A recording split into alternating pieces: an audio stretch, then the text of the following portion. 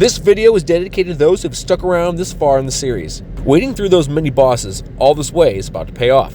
We have a heavy hitter in our midst. Not only does he command zombies and enslave geniuses, but he also has direct contact with the big guy himself, Gaius. A blob of vomit that needs no introduction. The goop from Grapefruit Falls. The vomit with an attitude. Mr. Putrid himself. I'm talking about the mush, the myth, the legend. Give it up for Master Belch. Oh yeah! Before we get into the meat and potatoes of just who this powerhouse is, let's get from last episode to the big man's dungeon or factory, however you want to refer to it. At the end of Mini Barf episode, we emerged from the catacombs beneath Threed and were once again greeted by sunlight, but it was an unfamiliar place. Known as the Grapefruit Falls area, we are tasked to head north blindly. There we encounter some fairly horrible beasts. Armored frog, farm zombies, red antoids, black antoids, and plain crocodiles. Personally, I try to avoid each and every enemy here. For one, you may still be licking your wounds from the catacombs, but also the enemies are not anything to bat an eye at. They're tough cookie. Do your best to despawn enemies, but be careful. It's easy for another group of enemies to pop up when you're trying the trick.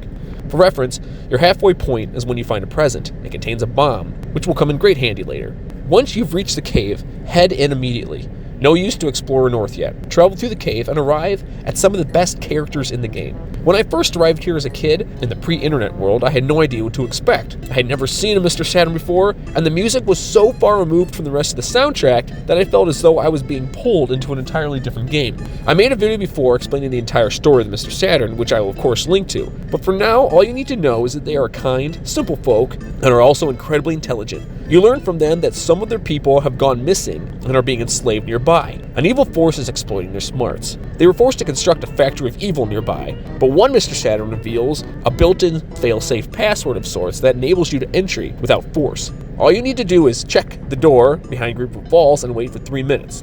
A very clever game mechanic in my opinion. But before you do that, however, let's make sure we have a pretty good idea of what the Saturn Valley can offer. There are 4 presents/garbage cans around town. 3 are in the cave that are dead center and ground level. You'll find a protractor, which you can sell, sudden guts pills, which is great in a battle, and a broken spray gun, which Jeff can hang on to. There is also a present at the top of the ladder to the right of the garbage can cave. There are 3 visible huts in town. A yellow one in the ground, which is where the town leader lives. He revives your party if they're passed out, and heals any issues that you may have contracted during battle. The second house is a pink one in the ground level. It's a hotel and save spot. The third and final house is a pink one perched on the hill. There you will find a shop. You'll actually use this shop for the rest of the game. It has secret herbs, which heal your remedies and even bring back a fallen ally, if it works, that is. Heal up and stay the night. Make sure to put your big boy, or girl, pants on as well, and it's showtime. Head back through the caves, and this time head north towards the waterfall. Avoid your enemies you run into as best as you can. Once you get to the waterfall, after you fuzzy pickle, check the door and literally put your controller down and go get a snack.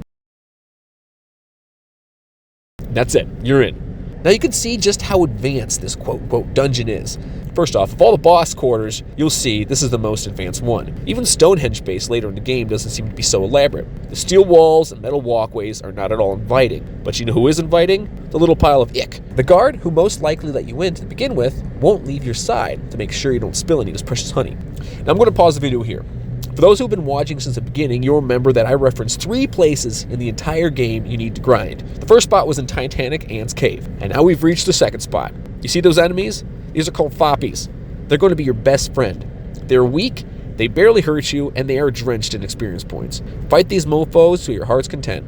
Don't be afraid to use PP attacks either because, you guessed it, there's a butterfly room coming up. Grind as much as you want. If you're feeling really brave, why don't you just grind up to level 99? Nah, I'm kidding. Don't do that. It'll take you 3,000 years. But if you haven't been grinding up to this point, now is your chance. On either side of the Foppy domain, there are doors. The top one will give you a bomb, and the bottom one will give you an IQ capsule. Both are guarded by zombies, so pursue it at your own risk. They are a bit heavier hitters than the Foppies.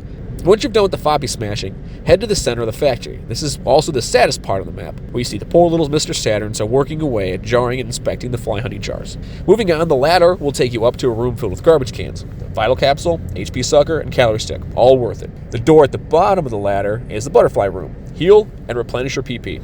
It is in this next span, what's called the sludge garden, that all your grinding will pay off. This area is littered with slimy little piles that are not as friendly as the Foppies' counterpart, and should be avoided at all cost. They are famous, even to elite players, as death traps because of how often they ask for help and another pile enters the fight. Avoid them or if you're dragged into a fight, don't underestimate them by any means. Finally, the next room will reveal the big man himself, Master Belch. Now, aside from being the poster child of the game, and the first track of the original soundtrack, he was also hugely behind the game marketing back in the 90s. The player's guide featured Scratch and Sniff Snickers with the tagline, "This game stinks." For some reason, they thought it would be a good way to sell games back then. That might have been riding the coattails of the Garbage Pail Kids, now that I think about it. Who knows? In typical Big Bad fashion, Master Belch has an opening tough guy monologue. So you're this, I see. So you're this, I see. So you're this, I see. There's a problem. There's a problem. So you're this. So you're this, I see. There's a prophecy that a boy will destroy Master Gygus. You make me laugh so hard. If Master Gygus is scared of someone, he would have to be worse than the greatest evil. I'll take you down big time. Get ready for the worst fight of your life. Get ready to feel the pain of true nausea. Come on, let's go. I don't know if that was good or not. Comment, that was the best voice I've ever heard in the whole world, times 10, if that was good. Master Belch is a large, animated pile of vomit who is one of Gygus' most esteemed minions. He is addicted to fly honey and is in command of many small piles of vomit. And his name implies he belches repeatedly while speaking. And that sound even appears in his battle theme called Battle Against Belch. Though he seems intimidating, he actually is a pushover. If you do it right, that is. You have the fly honey in hand. Use it. You must give Belch the jar of fly honey, otherwise the fight will be going on forever. Once you use the fly honey, he isn't dangerous at all and will hardly attack. You can take your time beating him up now that he is concentrating on wolfing down the fly honey. However, you should use PSI Fire and PSI Freeze to make it a quicker ordeal. It's really crazy how he talks so much game, and then as soon as you give him the fly honey, he just becomes a mush. But say you are a masochist and want to spend all day in battle.